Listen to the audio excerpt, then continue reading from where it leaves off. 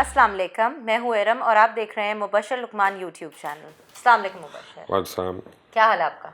मैं अल्लाह का शुक्र है, आपका क्या हाल है? अल्हम्दुलिल्लाह बिल्कुल ठीक ठाक। गुड। रमज़ान कैसा चल रहा है? रमज़ान अच्छा चल रहा है, अल्लाह का शुक्र है। अभी तो माशा दूसरा रोज़ा है, अभी तो चल रहा है। अभी तो स्टार्ट हुआ है, बिल्कुल ठीक है। अच्छा, आज हम बात करेंगे टीएलपी के ऊपर, तहरीके लब्बैक के ऊपर। बैन हो गई कल हुकूमत क्या में। कहा था आपको मैंने? आपने यही कहा था। मैंने कहा था ना, उस वक्त सबको मैंने कहा था, तो लोग मुझे कहते हो नहीं सकता। मैंने कहा वेट करना, और एग्जैक्टली 1.5 घंटा कैबिनेट ने डिस्कस किया और उसके बाद वो बैन हो बैन गई। हो मैंने भी आपको घंटा डेढ़ कहा था। आपने ऐसे ही कहा था। वैसे आपकी जो रिसोर्सेज हैं, चुड़ैल है मेरी। चुड़ैल जो आपकी है, हाँ, बहुत ऑथेंटिक है, एक्यूरेट है ना, बहुत वो ज़्यादा। सही रहा, इसलिए रखा हुआ उसको मैंने। अच्छा, लेकिन टीएलपी का एक वो है, ग्रीवेंस है उनकी। वो कहते हैं जी 126 दिन खुद धरना दे सकते हैं ये लोग। हमने तो अभी एहतजाज शुरू ये किया धरना था। नहीं है, ये धरना नहीं है। ये लॉ एंड ऑर्डर को अपने हाथ में लिया। पुलिस वालों को आप तशद्दुद कर रही हैं, आप उनको जान से मार रही हैं, लोगों की इमलाक को आप तोड़ रही हैं, तबाह कर रही हैं।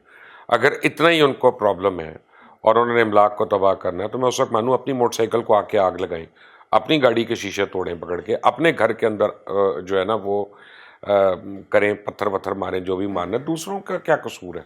बिल्कुल वो जी। भी उतने ही हो सकता है हर्ट हों जितने वो लोग हैं। ये पॉलिटिकल एहतजाज नहीं है, ये तो कोई माइंडसेट है, इस मुल्क को तोड़ फोड़ करना, इसके इंस्टीट्यूशंस को सेबोटाज करना, and that can't be allowed.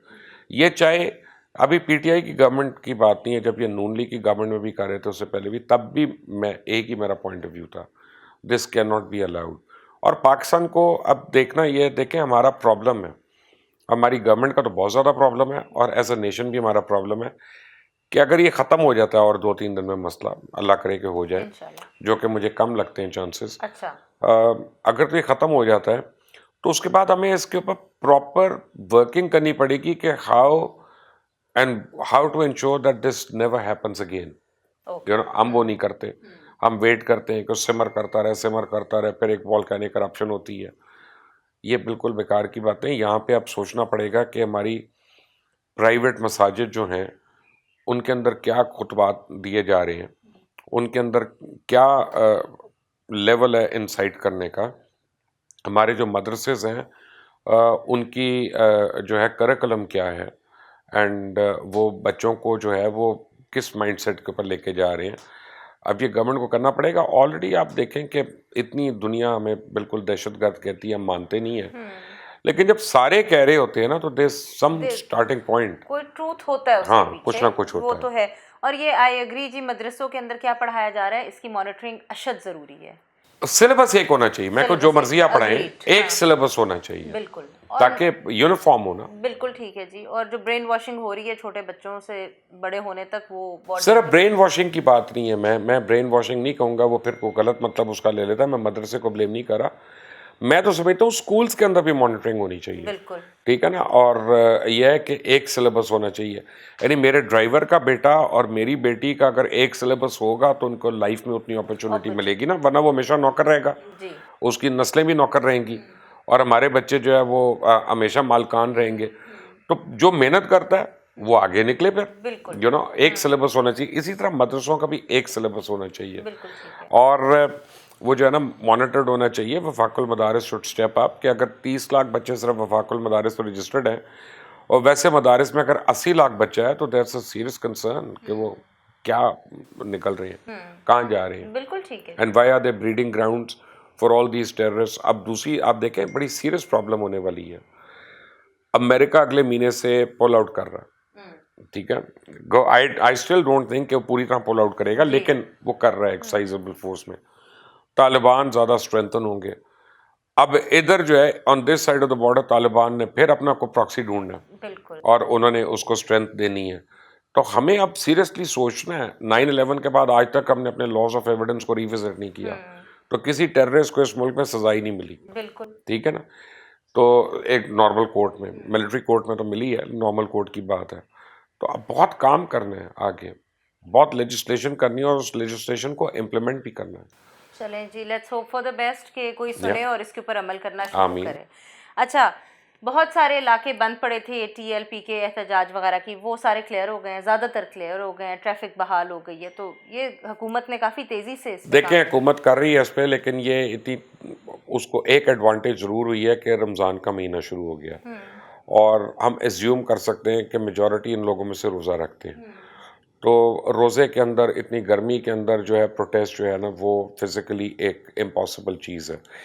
लेकिन इसलिए मैंने कहा कि 2-4 दिन में जो पता चलेगा कि कल जुमे का दिन है, तो जुमे के दिन क्या होता है ये हमें कल पता चलेगा। इनकी स्ट्रेंथ इनकी अपनी मसाजिद के अलावा कितनी ज़्यादा है, उसका फॉल आउट क्या होता है। अब देखें कि जो लोग मारे गए इस सारी चीज़ में, जी उनका कौन वाली वारिस है, उनका कौन पूछने वाला है। वो भी तो कलमा गो हैं, वो भी तो, उनके तो बच्चे यतीम हुए, उनके माँ बाप जो हैं अपने बच्चों से बिछड़े। आई मीन कब ख़त्म करना है हमने इसको। अच्छा, फ़र्ज़ करें कि जो हुकूमत है वो तहरीके लब्बैक के प्रेशर में आके तो ये जो फ्रांसीसी सफ़ीर हैं इनको वापस भेज दें, तो आपको क्या लगता है कि पाकिस्तान को किन हालात से गुजरना? पाकिस्तान बैंकरप्ट हो जाएगा अच्छा 24 घंटे में, क्योंकि फ्रांस जो है यूरोपियन यूनियन का मेंबर है। तो 32 ममालिक हैं जी जब आप शेंगन का वीज़ा लेने जाती हैं तो आप कितने मुल्क बिल्कुल हैं, वो सारे ऑब्लिगेटेड हैं आपके साथ सफारती ताल्लुकात ख़त्म करने पे। फिर वो यूनाइटेड नेशंस का सिक्योरिटी काउंसिल का परमानेंट मेंबर है, वो आपकी हर चीज़ को वहाँ वीटो करेगा, चाहे कश्मीर हो चाहे कोई और हो। फिर वो डिफरेंट फोरम से, यूरोपियन यूनियन के फोरम पे, यूरोपियन पार्लियामेंट में जब जाता है तो आपके पास सैंक्शंस लगेंगी। आपको इवन अद्वियात नहीं आनी है, जो वैक्सीन आनी है, ये चीज़ें ये भी सारी रुक जाएंगी। आपके अस्पतालों के इलाज रुक जाएंगे, आपकी एक्सपोर्ट्स जो हैं वो G8 में वो सारी की सारी ब्लॉक हो जाएंगी। ये प्लीज़ इस तरफ सोचे भी ना।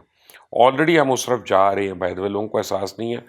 आप देखें कि ब्रिटेन ने अभी थोड़े दिन पहले आपको रेड अलर्ट पे डाल दिया और वो आपके किसी अब नए बंदे को वीज़ा नहीं दे रहे। आपकी इतला के लिए अर्ज़ है कि शेख रशीद का वीज़ा ब्रिटेन ने रिफ्यूज़ कर दिया। अच्छा और वो आपके इंटीरियर मिनिस्टर है और ऑफिशियल पासपोर्ट था, it was not a regular passport. और उन्होंने उनको बंद कर दिया, यानी मना कर दिया। अब वो नहीं दे रहे, जिनके लगे हुए हैं बस उनके हैं और उनको एक्सपायर होने का वो टाइम दे रहे हैं और उसके बाद केस टू केस वो देखेंगे कि इसकी ज़रूरत है कि नहीं है। अब और ये सारा कसूर शहजाद अकबर का है, ये जो हुआ है। मैं ये भी आपको बता दूंगा अगर आप पूछना चाहेंगी तो। मैं पूछना चाहती हूँ। ओके, मैं बता देता हूँ पहले। लेकिन नवंबर से आपको अभी तक यूएई ने वर्क वीज़ा नहीं दिया, ठीक है कतर नहीं दे रहा, सऊदी अरेबिया नहीं दे रहा। नोआम सिटी जो बन रही है सऊदी अरेबिया में, $500 बिलियन की इन्वेस्टमेंट है, जी 7 मिलियन उनको मजदूर चाहिए, एक भी पाकिस्तान से नहीं लिया अभी तक उन्होंने। तो आपको बड़े सीरियस रेमिफिकेशंस हो रहे हैं। इस तरह आप करेंगे बाकी मुल्क भी आपको बंद कर देंगे, आप अपने मुल्क में किश्ती चलाते रह जाएंगे। और वो जो आप बात कर रही हैं वो इसलिए कि हमारा एक बायलैटरल एग्रीमेंट है, मंथली एक फ़्लाइट आती है ब्रिटेन से जिसमें जिन लोगों को डिपोर्ट किया होता है, पकड़ा होता है या किसी वजह से बॉर्डर क्रॉसिंग होती है लीगल, तो बॉर्डर सिक्योरिटी फोर्स जो है उन लोगों को लेके आती है। ओके तो पिछली दफ़ा जब वो लेके आए तो शहजाद अकबर साहब ने इनकार करा दिया और उनका पहले नवाज शरीफ हमें दो और फिर ये करो। तो इस तरह होता नहीं है, वो कोई चौधरी शुगर मिल्क से नहीं आप डील कर रहे, वो सल्तनत बरतानिया से आप डील कर रहे हैं और उनका दफ़ा हो जाओ।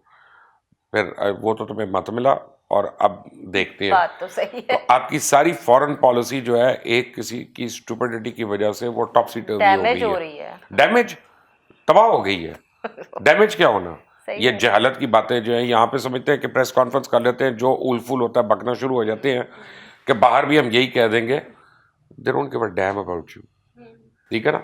और अभी आप तैयार हो और बड़ा आपके साथ होने वाला है, तो दुआ करें कि हमारी प्रेडिक्शन गलत हो, अल्लाह करे, आमीन। लेकिन आपकी प्रेडिक्शन ज़्यादातर ठीक, मैं दुआ करता हूं कि मेरी प्रेडिक्शन गलत हो, लेकिन जो हम हरकतें कर रहे हैं ये एक रिस्पॉन्सिबल स्टेट की नहीं है। We can't act like that. अभी तक ब्रॉडशीट पे तो कुछ कर नहीं सके। उसने तो कह दिया कि आपने पैसे दिए, उसने तो कह दिया आपकी फाइलें गुम हुई हुई हैं यहाँ पे, तो नैब को वो अभी तक आपने किसी को चार्जशीट नहीं किया, 3 आपके चेयरमैन नैब उसमें इन्वॉल्व हैं। तो इसका मतलब है आप पे सत्तू नहीं है कुछ करने के, जिसका आप नहीं कर सकते। तो भाई उनका आप क्या कर सकते हैं यहाँ बैठ के। बिल्कुल ठीक है जी। खैर नैब के तो इंस्टीट्यूट को रहने ही देना, अभी तक कोई बात नहीं पकड़ाई, बंद करा देते हैं आप कहती हैं तो। आपको नहीं पसंद, मैं बंद करा देता हूं। Thank you so much. अच्छा, on a very sad note, ये जो पुलिस एहलकार मारे गए इन सारे एहतजाज के अंदर, उनमें से एक पुलिस एहलकार अली इमरान उसका नाम था, उसने ईद की पूरी तैयारी की हुई थी और वो अपने पूरे ख़ानदान का वाहिद सहारा था सारा कुछ। और वो भी जैसे आपने कहा मुसलमान इंसान, कलमा पढ़ने वाला, वो ही देखिए बात यह है कि जिस जिस घर में लाश आ गई अभी पिछले 3 दिन में, उनकी तो ईद ख़त्म हो गई, ठीक है ना, वहाँ तो क़यामत सुगरा होके चली गई। बिल्कुल। ये पुलिस वाला तो एक एग्जाम्पल है, ये तो जो इन्होंने तशद्दुद किया है पुलिस वालों पे उसकी कोई गुंजाइश नहीं है और इस पे रियासत को भरपूर तरीके से एक्ट करना चाहिए, पुलिस वालों को लॉ की प्रोटेक्शन होनी चाहिए। वो देखिए पुलिस वाले अपनी मर्जी से नहीं कर रहे, वो रियासत का हुक्म बजा ला रहे हैं। बिल्कुल। अच्छा, मैंने एक व्हाट्सएप ग्रुप में, मैं डिफरेंट ग्रुप्स में हूँ मेंबर, तो एक व्हाट्सएप ग्रुप में पढ़ रहा था कि जी पंजाब पुलिस के करतूत ऐसे हैं कि लोग वेंट आउट कर रहे हैं उनके ऊपर।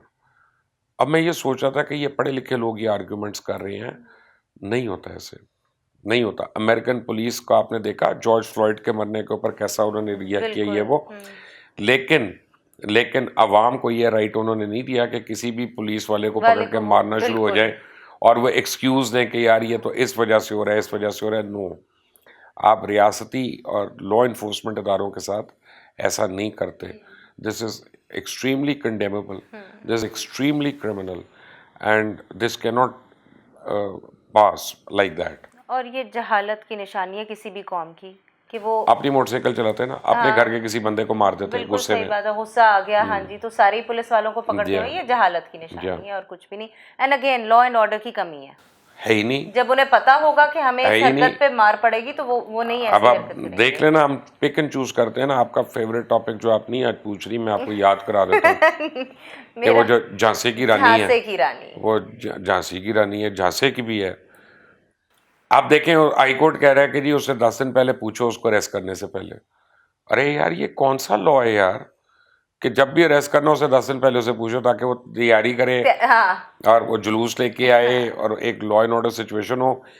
और वैसे वो बेल पे अपने बाप की तीमारदारी के लिए, लेकिन उसकी बेल नहीं कैंसिल हो रही कहीं से। तो ये तो मुझे समझ नहीं आता किस किस्म का कानून है और किस किस्म की इम्प्लीमेंटेशन है लॉ की। हम लोगों ने खुद अपने मुल्क में अपने कवानीन को मजाक बनवा लिया। बिल्कुल सही है जी। ऑन दिस सैड नोट हम प्रोग्राम को ख़त्म करते हैं और उम्मीद करते हैं कि जो आपने बातें कही वो सुनकर कोई इसके ऊपर कोई एक्शन ले और कुछ बेहतरी हमारे सामने आए। सब्सक्राइब करें चैनल को, बेल आइकन को प्रेस करें और कोई कमेंट देना है तो कमेंट सेक्शन में कमेंट करें। अल्लाह हाफ़िज़।